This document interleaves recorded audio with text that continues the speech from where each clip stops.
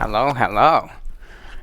My name's Asher. It's great to see you all. So I started going to speech therapy when I was 4 years old because I had speech impairment, which made it difficult for me to say words with K, G, and R in it.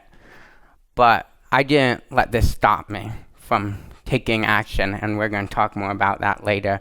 But I slowly became good at saying words with K and G in it, but I still struggled saying words with the letter R in it, like burnt. So I continued going to speech therapy until I was 17 years old, because I have something called rhoticism.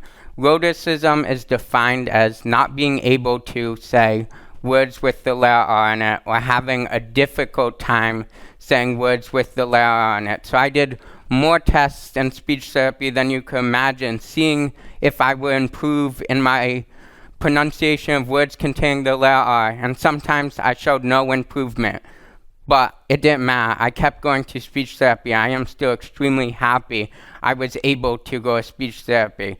One of the problems with not being able to say the letter R is that my name, Asher, contains the letter R at the end of it.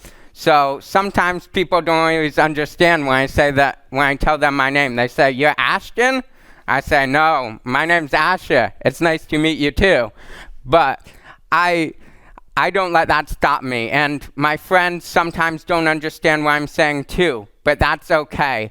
I used to hate my name Asher. I surely wished I could have a name like Michael, because Asher is just so hard for me to say. But now I take pride in my name, because I was named after a gentleman, my great-grandfather, named Asher Witzner, and he was a Holocaust survivor. He was deported to Auschwitz, where both his baby and wife were tragically murdered. Then he met my great-grandmother at a displaced persons camp after being liberated from Auschwitz. So now, when I tell people my name, I take pride in it. I was bullied so badly in 5th grade for my articulation disorder that I frequently cried, and I wanted to stop going to school. People often ask me where I'm from, and when I tell them I'm a native Floridian, they often look at me like, because I don't sound like a Floridian, at least they think. Surely Floridians don't sound like I do, they think. They think I must have some type of accent, but no, I'm a Floridian, and I'm proud of it. Despite not improving my pronunciation of words that contain the letter R as much as I would like to, I am still extremely thankful that my mom was able to take me to speech therapy. Being a low-income student like I am would normally make it difficult, if not impossible, for me to be provided with the opportunity to go to speech therapy.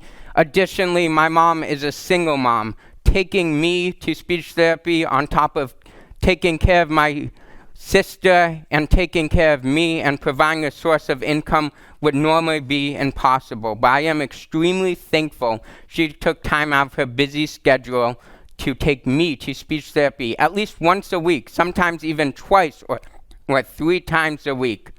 I could easily use my speech impairment to not let me advocate for things I'm passionate about. But let me tell you something. I don't let that stop me, and I never will. Ever since I was in 9th grade, when I first learned about and fully comprehended the issue of climate change, I have been drawn to action, because I understood my home in Fort Lauderdale would be underwater in a matter of decades. And just know, climate change isn't just some hoax. 97% of climate scientists agree that climate change is real, happening right now, and caused by humans. Additionally, another thing that really drew me to protecting the planet and taking climate action is I'm from Broward County, and in 2050, Miami-Dade County is expected to see 187 days of extreme heat where the temperature is 90 degrees or above. So I knew I must act on the issue of climate change, because if I didn't act, who would act? If I didn't act, what would I tell my future kids when they stared me in the eyes and said, "What have you done to help our planet?" How many innocent lives would be taken from the lack of climate action? How many Floridians would feel the effects of climate change, how many people in America would feel the effects of climate change, and how many people around the world would negatively be impacted by the issue of climate change. So I knew alone I wouldn't be able to make as much of an impact as I would like to. So in 9th grade, I started an environmental club at my school. And despite my speech impairment, remember I said I wasn't going to allow it to stop me. Well, I didn't. I got my speaker certification with the Clio Institute, which is a Florida environmental nonprofit. And I gave presentations around my school on the basics of climate change, and I led meetings with state senators and state reps up in Tallahassee and talked to them about the issue of climate change in hopes, and they did, vote in my favor on environmental bills.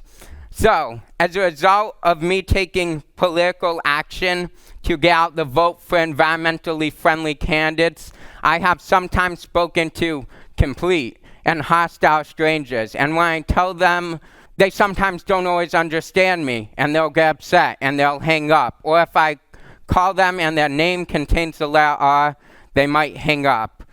Additionally, I am a proud member of the LGBTQ plus community.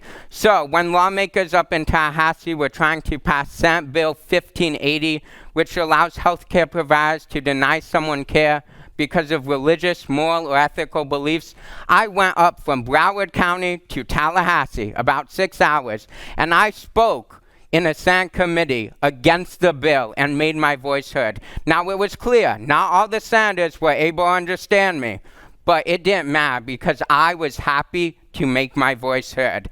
Additionally, taking political action is extremely important to me because I know it's how we achieve change. So I became the staging location director at the Hollywood location for the Florida Democratic Party. We were the most active location for Democrats in the state. And I helped train volunteers to phone bank, canvas, and text bank, but I also did it myself. And like I said, not everyone was understanding what I was saying when I would canvas, knock on people's doors, or phone bank, but it didn't matter because I was still extremely happy.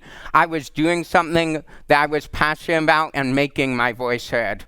Now, let me be very clear. I do not say my accomplishments to boast. No, I hope to inspire people with speech impairments and speech differences, whether you have a lisp, a stutter, or rhoticism, what I have, to make their voices heard and to talk about things that you are passionate about.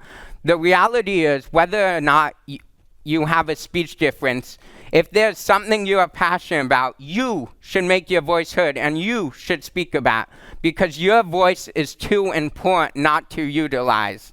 There are many people who have speech impairments, including many famous people. This list includes President Biden. There he is. I was waiting for him, waiting to see the face. Hey, Biden. Yes, he had a stutter until he was 20, but he didn't let this stop him, and he was able to overcome his stutter. And there are so many other governmental leaders. I could do an 18-minute TED Talk just telling you every person who's had speech impairment, but I won't do that. But this shows that no matter what type of speech impairment you have, you could make an impact and you should make an impact. Because like I said before, your voice is way too important not to utilize. Additionally, around 1% of Americans, or 3 million Americans, have stutters. So imagine how much better our world would be if everyone made their voices heard, because this percentage of stutters doesn't even account for Americans with rhoticism, lisps, and other speech impairments. So one thing that I really hope you all take away from my TED Talk tonight is that it is important, okay? It is important, I'm going to say it again, to make your voice heard on topics you are passionate about. If you have a speech impairment, even if you have a speech impairment and people can't always understand you. Thank you so much.